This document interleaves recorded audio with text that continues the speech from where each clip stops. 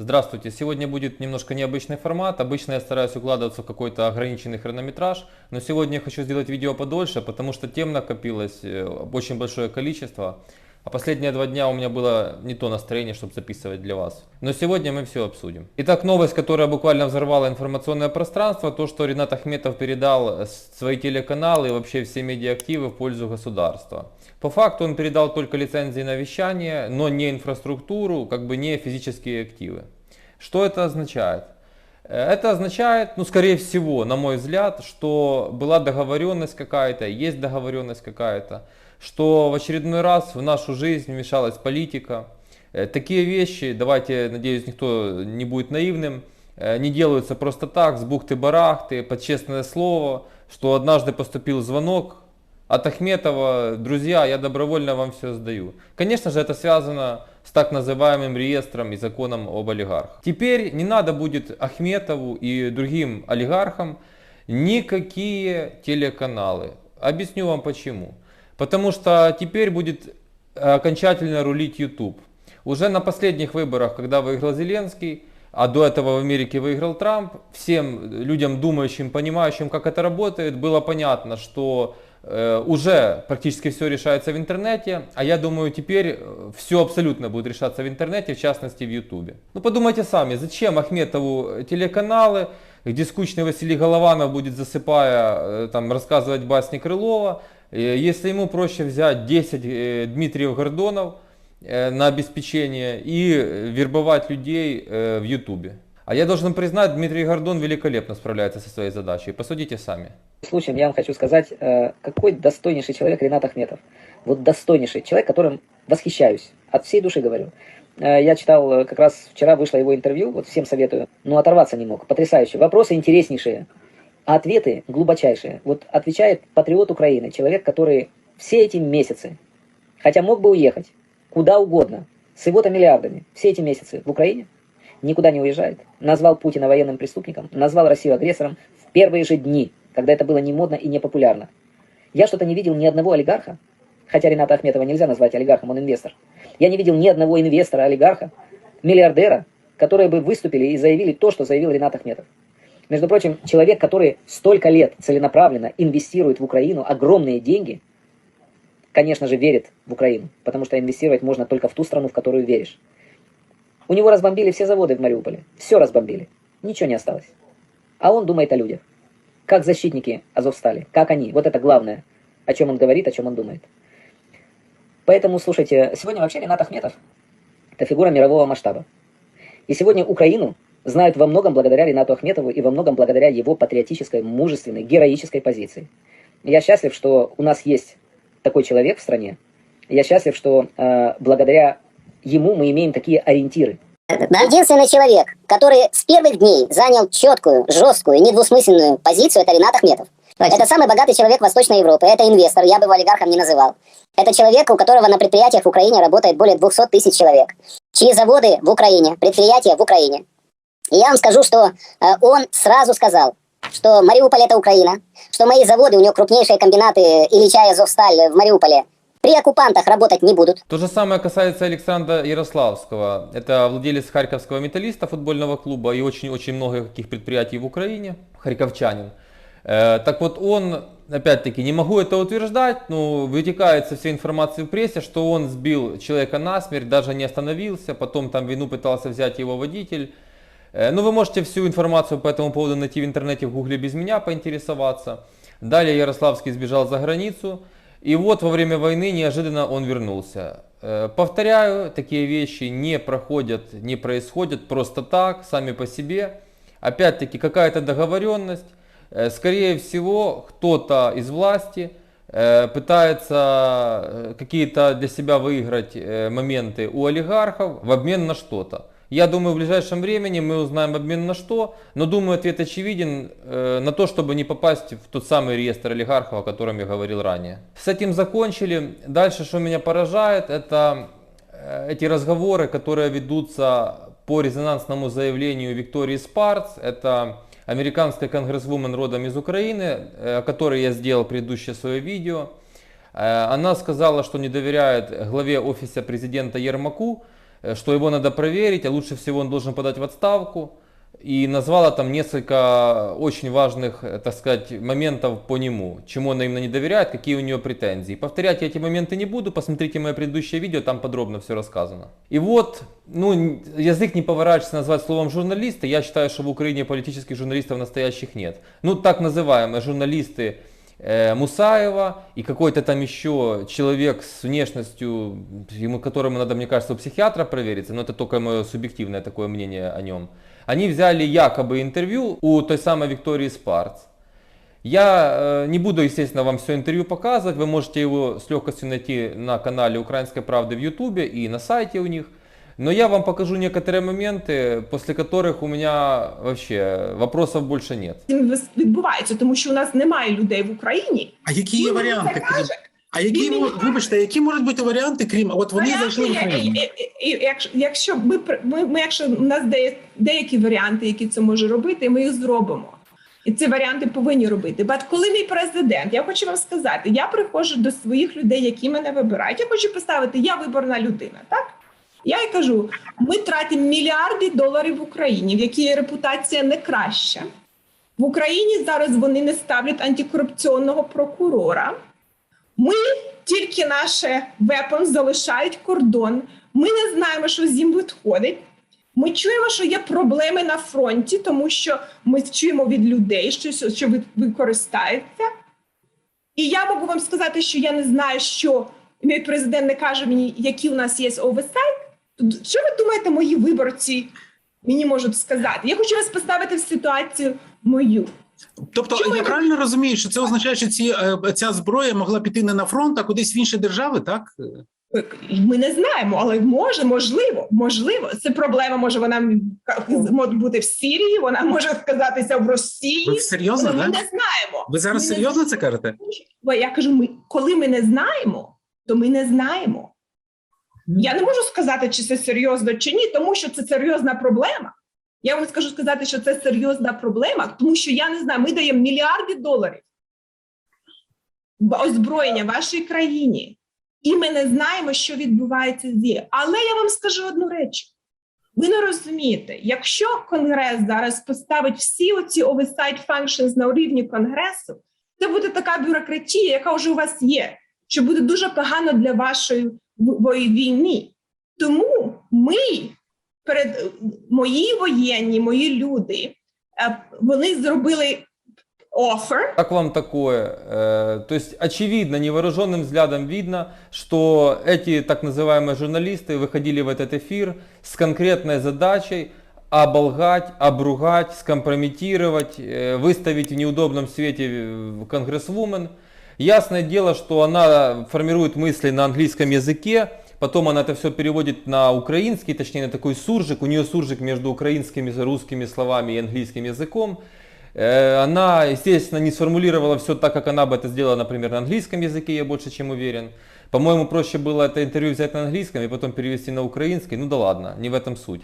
А суть в том, что это было открытое хамство человеку, который для нас, по сути, много чего сделал и очень активно принимал участие в том, чтобы Байден подписал нам ленд-лиз. А я вам хочу показать то, что почему-то эта так называемая пресса не показывает. Посмотрите фотографию, которая была в день, когда Байден подписал ленд-лиз, абсолютно во всех мировых СМИ.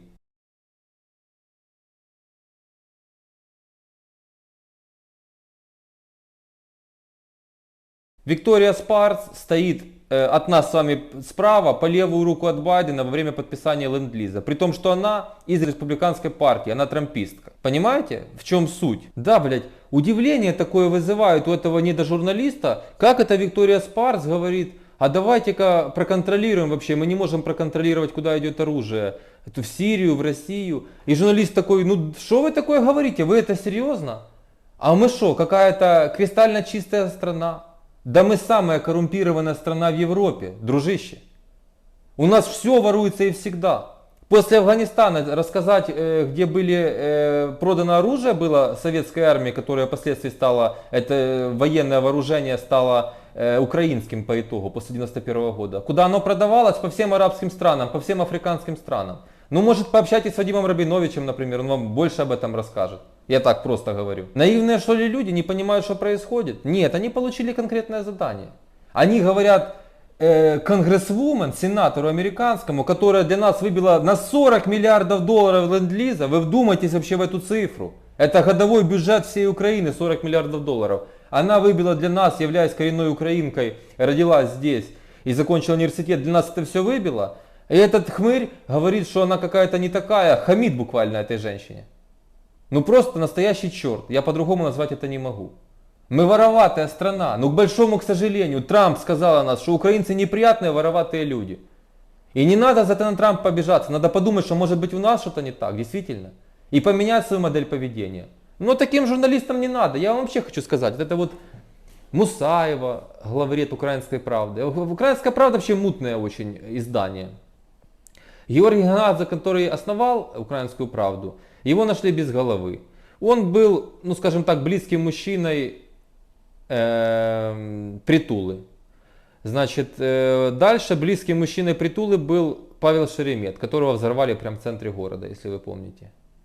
Вот задумайтесь, я дальше не хочу эту тему развивать, но здесь дело шито белыми нитками. И вот эти явные политические заказы выполнять, на что это похоже? И это делает центральное издание нашей страны, которое себя декларирует либеральным, демократическим, свобода слова у них во главе угла. Нет никакой свободы слова на «Украинской правде», потому что там есть стоп-лист. Я даже знаю фамилии, но не хочу их называть. Там есть стоп-лист, вот такая там демократия, вот такая там либеральность и свобода слова. И они так удивляются, что это мы будем продавать оружие? Да, мы после войны узнаем, я уверен, еще много интересного. И не все так просто. Поэтому, когда американский сенатор говорит, что вы отказываетесь от механизмов контроля, вы генпрокурора САП не назначаете, что вообще дикость. Дикость просто не назначить. Вам Америка говорит, назначьте этого генпрокурора САП, тупо игнор идет. От кого это исходит, она уже тоже назвала. Поэтому поправить что-то про себя в Википедии, это еще ничего не решает. Понимаете? Надо сказать, что ГРУ российское, ФСБ тоже мощная структура. И очень много негодяев, даже сейчас здесь, работают на них. И против нас с вами. А некоторые журналисты подыгрывают. Если в Украине настанут классные действительно времена, если в Украине настанет настоящая демократия, если мы экономически прорвемся и закончится вся эта параша политическая, такие как Мусаева и вот этот журналистик, они останутся уже без работы. Они здесь только пока вот это вот кипиш, там какой-то политические разборки, они при деле. Они тоже думают, что бабки растут на деревьях. А если здесь будет уклад жизни такой, как в той же Америке, к такому, как привыкла, например, Виктория Спарц, видите, она уже своей страной Америку называет. И я ее понимаю. Так вот, тогда они все будут безработными, эти так называемые журналисты. Во-первых, они не понимают, как все устроено на самом деле, вообще жизнь нормальной страны. Для них жизнь нормальной страны это клан какой-то А, клан Б, разборки, а мы между этими разборками за бабосики вот такие интервью будем брать. Противно. Вот так себя повели эти журналисты, сразу же куча телеграм-каналов накинулись, уже обвинили в том, что кто-то лоббирует Викторию Спарц, что ее купил Порошенко, значит, что вообще это она на Россию работает, что абсолютно исключено. Потому что в Америке есть ЦРУ, которая вообще-то мощная служба и которая делает такую проверку каждого сенатора, что на постсоветском пространстве такое никому не снилось. И я вам напомню, что много даже моих знакомых перед войной почитали статью на центральной странице сайта «Украинская правда». Там была статья на тему аналитика, будет ли вторжение России в Украину или не будет. Это где-то было в начале, 20-х числах февраля этого года, там за неделю, за 10 дней до вторжения, по-моему, примерно так. Там я уже не вспомню, кто автор этой статьи, там однозначно утверждалось, что полномасштабное наступление невозможно. То есть полностью там аргументы, доводы доводились. Что случилось, мы видим. А я вам напомню, кому принадлежит это издание «Украинская правда». Оно принадлежит так называемому бизнесмену, по сути своему инвестбанкиру Томашу Фиале. Это чешский бизнесмен, который все свое состояние, весь свой капитал сделал в Украине. Сделал он их, на мой взгляд, вместе с чиновниками, потому что весь его бизнес это инвестиции, это какие-то моменты, где всегда есть государство, всегда это должен одобрить антимонопольный комитет. Короче, много разных служб, Национальный банк обязательно должен участвовать и много-много всех, кто кормится из нашего бюджета. Так вот, ясно, что Томашу Фиале Виктория Спарц невыгодно, это уже очевидно. Ему выгодно такое же болото, как здесь было, чтобы он мог зайти в любой кабинет, никто ничего не контролировал и решить все свои бизнес-вопросы и бизнес-вопросы своих партнеров из других стран. А дальше выкачать деньги с Украины, посмеяться с нас всех как с дурачков. Но именно такие Томаши Фиалы, они выгодны таким как Гетманцев и другим, например, как Марченко. На мой взгляд, это выгодно. Потому что достаточно взять 10 таких Томаш Фиал и там олигархов некоторых, с ними сделать все дело, получить от них какие-то налоги. Зачем вообще заморачиваться с малым средним бизнесом? Зачем? Кто вы такие? Вы здесь никто. Вы только под ногами путаетесь, да воняете здесь. Нам лучше вот с Фиалой договориться, оставить НДС 20%, оставить там почти 100% налоговую нагрузку, потому что Фиала все равно работает через офшоры. Его вид бизнеса позволяет этим инструментам даже с бэпсами, без бэпсов прекрасно пользоваться, все обойти.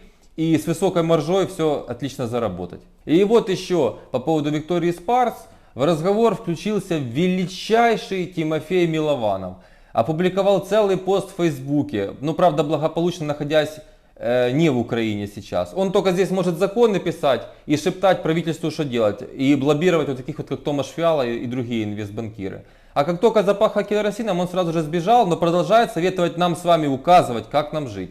А теперь он написал хамский пост, естественно, весь его читать не буду, зачитаю только самое вопиющее из него. Вікторія, імеється в виду Спарц, брехлива, цинічна політична тварина, яка використовує Україну заради хайпу і переобрання. Нет, друг мой, я бы тебя назвал животным, но животное это очень благородное создание, я тебя так назвать не могу. Ты просто черт, который здесь только зарабатывал деньги, а хочешь жить на Западе, там, в Америке или в Канаде, где ты там находишься.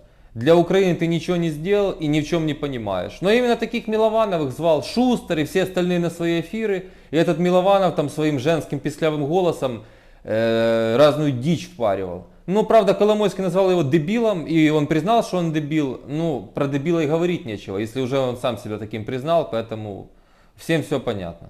Я, кстати, вот хочу вам показать, посмеялся на днях, есть такое издание Mind.ua, и там интервью какое-то, ну, с дурдома сбежавшего инвестбанкира. Вот вообще, я вам хочу показать, чем живут инвестбанкиры. Послушайте, що він сказав. Хорошо, ну, податкове законодавство, воно все-таки відрізняється. І, до речі, тут Україна має найбільш ліберальну, да, податкову систему, якщо порівнювати з європейськими країнами.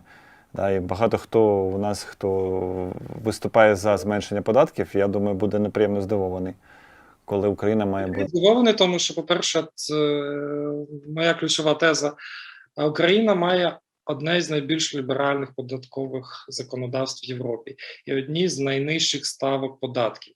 Подобається кому-то, не подобається, я просто кажу це як експерт, яка людина читає в оригіналах податкове законодавство. І тут точка нема дискусії. Я розумію, що в практиці виникають величезні проблеми, і тоді весь цей позитив, він просто пропадає. Але якщо читати законодавство, то Україна має досить добре законодавство. А наскільки ми маємо змінювати в гіршу сторону, в гіршу, я маю на увазі ліберальність, да, цього законодавства? То есть чудак открыто говорит, в Украине вообще либеральное налогообложение. Он взял за основу НДФЛ, налог на доход физических лиц, что в Украине он составляет 18%. Но этот суперинвестбанкир не знает, наверное, что еще есть военный сбор 1,5%, ну даже бог с ним. Он почему-то забыл про 20% НДС, он забыл про 44% нагрузки налоговой, которая ложится на работодателя в Украине, которую платит в нашей стране работодатель. Он забыл еще 5% налог на дивиденды, если ты выводишь дивиденды с юрлица. И все сопутствующее, что чтобы тебе что купить, нужно там транспорт поставить на учет, заранее заплатить налоги, потом в топливо включен еще транспортный сбор. Короче, на каждом твоем шагу тебя поджидает еще 150 налогов. И если делать бизнес в лобовую в Украине, то у тебя налоговая нагрузка близка будет 100%. Ну, инвестбанкир не до этого, потому что он же никогда ничего не делал. Его задача бабки взять дешевле, а потом продать дороже. Как правило, если инвестбанкиры работают на странах постсоветского пространства, это делается только через кабинеты чиновников. Идем дальше, потому что уже накипело. Ирина Верещук выступила с заявлением жителей Херсона: херсонцы, срочно покидайте город, потому что ВСУ будет освобождать. А у меня много друзей в Херсоне. И некоторые мои друзья выехали, и я настаивал, что выезжайте, им это чудом удалось раньше сделать. И вот что рассказывают мне херсонцы. Они умоляют государство оплатить с казны частным перевозчикам автобусы, чтобы их оттуда вывезли. Я примерно сел посчитал, но это заняло бы там пару миллионов долларов, 2-3 миллиона долларов для массовой эвакуации людей. Это не сделано. Но Верещук, очень умная такая женщина, какой она себя считает, и даже по слухам имеет президентские премьер-министра амбиции. Правда, не понял, она из тех людей, которые считают тоже, что деньги растут на деревьях, но не суть важно. Значит, она этого не говорит. Выезжайте. Да, надо выезжать. Ирина Верещук. Но только же надо что-то сделать, чтобы людям помочь выехать в той страшной ситуации. А мне херсонцы расскажут, что там в пригороде Херсона уже вторая Буча. Вторая Буча. Поэтому надо что-то сделать, и людям нужно объяснить это, потому что тоже мне те же херсонцы рассказывают, что очень много жителей говорят, да не, мы останемся, будем сторожить свои дома. Они думают, что они против кучи расистов, вооруженных и обезбашенных, абсолютно без грамма человечности и гуманизма, что-то смогут сделать. Это нужно объяснять и помогать людям это сделать. И Украина может это сделать. Ну, дело Ирины Верещук, судя по всему, выйти и выступить для того, чтобы выслужиться и заработать себе политические дивиденды. Больше ничего. Поэтому она не мой герой. И мне неприятно, что государство не может позаботиться о своих людях в такой тяжелейшей ситуации. А то, что ВСУ освободит Херсон, у меня в этом нет ни малейших сомнений. Дальше идем. Такое что-то непонятное происходит. Резников заявляет, что Зеленский отдал приказ освободить юг Украины. Зеленский дает интервью, как бы говорит, что такого вроде как указа не было. Данилов говорит третье. В общем, ничего не понятно, но в этот момент Арестович распинается по-своему. Его троллит Кошевой, рассказывая анекдот перед ВСУ. Значит, на тему Арестовича. Ну, кстати говоря, очень правдивый анекдот. Я вам сразу скажу, что это политика, такой анекдот. И, видимо, Арестович уже достал даже самого Зеленского. Короче, значит, встречаются Белоснежка, Дюймовочка и Пиздобол. Дюймовочка говорит, я самая маленькая. А Белоснежка говорит, а я самая красивая. Пиздобол говорит, ну у меня по имени все понятно. Да. Вообще они идут в Дом правды, приходят, значит, в Дом правды, шарятся по булы.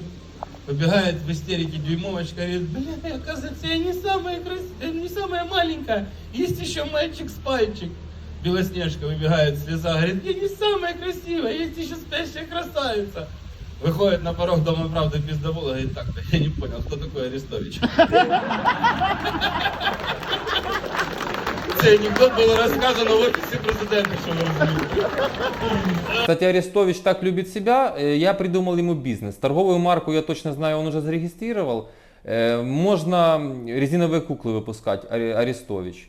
И женщины, такие его фанатки, я думаю, покупали бы, Арестович бы мог неплохое состояние сколотить на этом. Да, вот еще интересная информация, потому что люди у нас часто не понимают, откуда вообще что берется. И у нас сейчас малый и средний бизнес в Украине остался во время войны не при делах. Это я говорю как представитель этого бизнеса. Я все-таки в этой стране 10 лет занимаюсь. И знаю все боли и проблемы. И завтра я сделаю видео, как одну из важнейших сфер нашей жизни пытается задавить государство. Какой законопроект подал один из слуг народа. В той сфере, в которой непосредственно у меня есть бизнес. Который еще как-то живет даже во время войны. Но об этом завтра. Так вот, как работает банк Оксаны Маркаровой, которая является послом Украины в США. И если вы видели мое видео с экономистом Михаилом Чернышевым, он тоже сказал, что первые, кто бабки получают в этой стране, это банкиры и их приближенные, которые получают рефинансирование от Нацбанка. Весь такой капитал в Украине заработан вот таким кабинетным путем. Государство, казна. Нацбанк. Государство, казна, Нацбанк.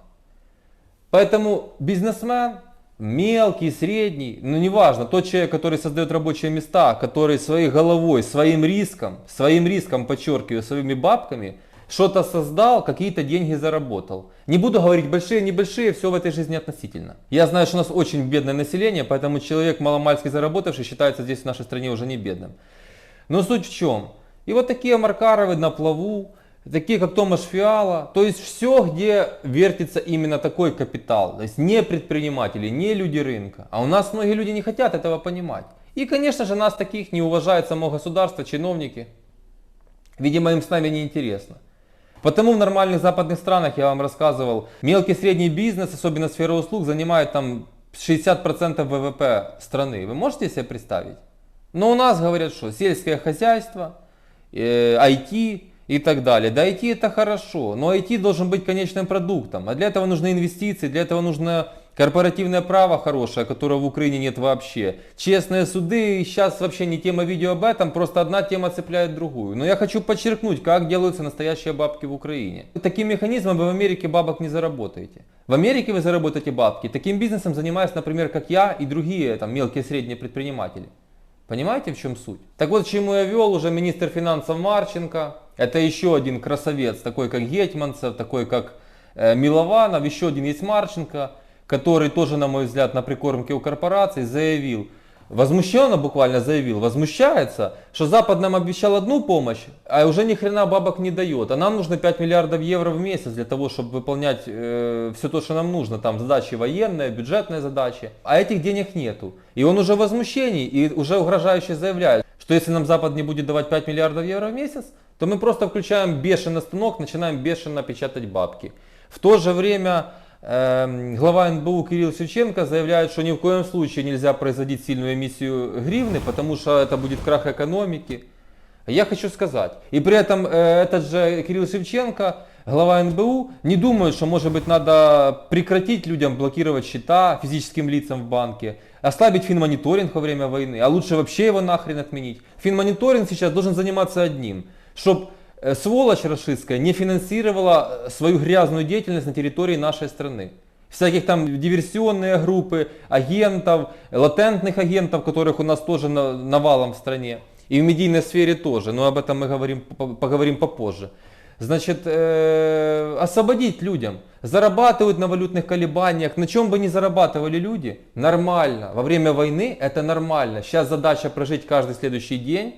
И не важно, как ты на это заработаешь, если ты там не занимаешься совсем уж каким-то там, не торгуешь оружием, наркотиками, я не знаю, там проституцией, торговлей органами. В общем, ничем, что противоречит каким-то моральным вещам, моральному кодексу. Хотите, берите 10 заповедей за основу, неважно. Эти люди только ограничивают. Марченко говорит, нужно поднять налоги. Он считает, что бизнес заплатит налоги, если у бизнеса приход 0. Ну, от нуля ты 0 получишь. Этот блокирует карточки, заявляет, что не нужна эмиссия гривны. Да вы печатаете гривну, но эта гривна и сейчас ликвидность банка общая 200 миллиардов гривен. Запустите эти бабки в экономику. Я уже в каком-то из видео говорил, банки будут получать свои проценты, зарабатывать прямой своей деятельностью, как во всем мире. Потому что деятельность банка во всем цивилизованном западном капиталистическом мире это кредиты, кредитование. Деньги есть дешевле, продать их подороже. У нас банки зарабатывают на всем, кроме этого. А нужно начать кредитовать реальный сектор. Печатайте гривну, печатайте ее для реального сектора. Они этого делать не собираются. Будем блокировать карты. А некоторые еще пошли дальше этой дорогой. Завтра расскажу, повторюсь, о чем идет речь. Ну и последнее, о чем я хотел сказать.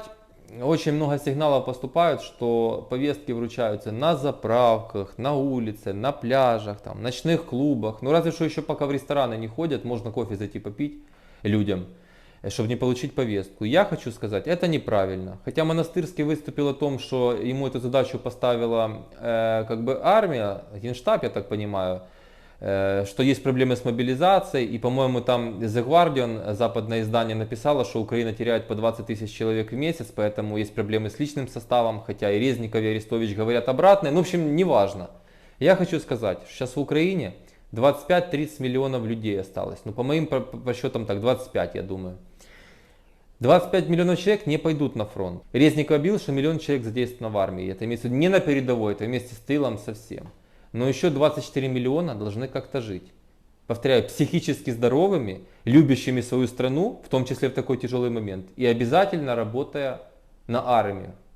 Задача нас, бизнесменов, создавать внутренний валовый продукт, часть которого пойдет на финансирование армии. Огромная часть которого пойдет на финансирование армии.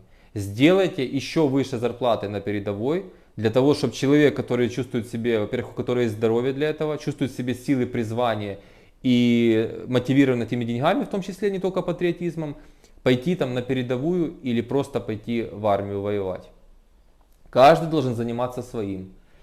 23 августа начинается украинская футбольная премьер-лига, футбольный чемпионат. Я не понимаю, нахрен это делается, просто не понимаю. Но это нечестно, когда футболист не призывается полностью здоровый, пригоден, не призывается, будет бегать по полю, а на стадионе будет 0 зрителей, 0,0 присутствовать, потому что кому нахрен этот футбол убогий, который в Украине до этого был, а тем более сейчас, не будет нужен. И этот футболист будет играть, а кому-то, кто создает добавочную стоимость, ВВП нашей страны на заправке вручат повестку.